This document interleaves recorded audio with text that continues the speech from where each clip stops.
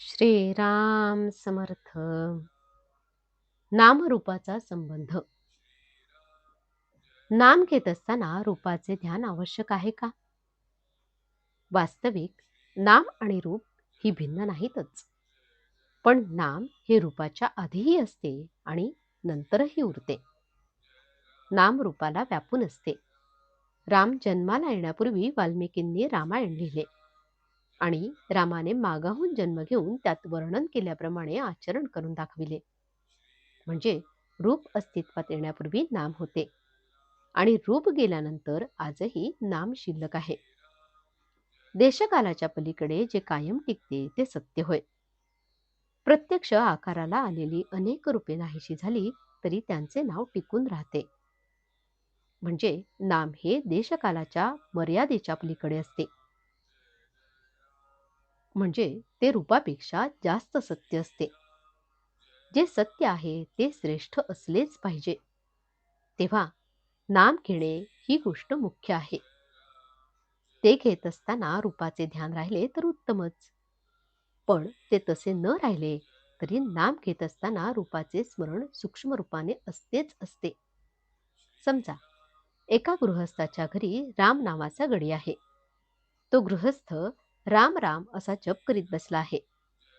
पण त्याचे लक्ष रामरूपाकडे नाही. मनात काहीतरी दुसरेच विचार चालू आहेत. अशा वेळी त्याला जर एकदम विचारले की तुम्ही कुणाचे नाव घेत आहात, तर अर्थात रामाचे असेच तो उत्तर देईल. हे उत्तर देताना त्याच्या मनात दाशरथी राम हीच व्यक्ती असणार, रामगडी ही व्यक्ती नसणार. याचाच अर्थ असा की नाम घेत असताना रूपाचे ध्यान सूक्ष्म रूपाने आत जागृत असतेच. म्हणूनच रूप ध्यानी येत नाही म्हणून अडून बसू नये. नामस्मरण करण्याचा अट्टाहास ठेवावा, त्यात सर्व काही येते. एखाद्या माणसाची आणि आपली ओळख असेल तर पहिल्याने त्याचे रूप पुढे येते आणि नंतर नाम येते. पण आपली त्याची ओळख नसेल आणि आपण त्याला बघितलेला नसेल तर त्याचे फक्त नाव येते. आज आपल्याला भगवंताची ओळख नाही म्हणून त्याचे रूप माहिती नाही, परंतु आपल्याला त्याचे नाम घेता येईल. सध्या सुद्धा त्याचे नाम घेताना त्याची आठवण आपल्याला होते, हा आपला अनुभव आहेच. भगवंताचे रूप तरी निश्चित कुठे आहे? एक राम काळा तर एक राम गोरा असतो. एक राम लहान तर एक राम मोठा असतो. पण सर्व रूपे एका रामाचीच असतात. भगवंत स्वतः अरूप आहे म्हणून जे रूप आपण त्याला द्यावे तेच त्याचे रूप असते. यासाठी आपण कोणत्याही रूपामध्ये त्याचे ध्यान केले तरी चालते.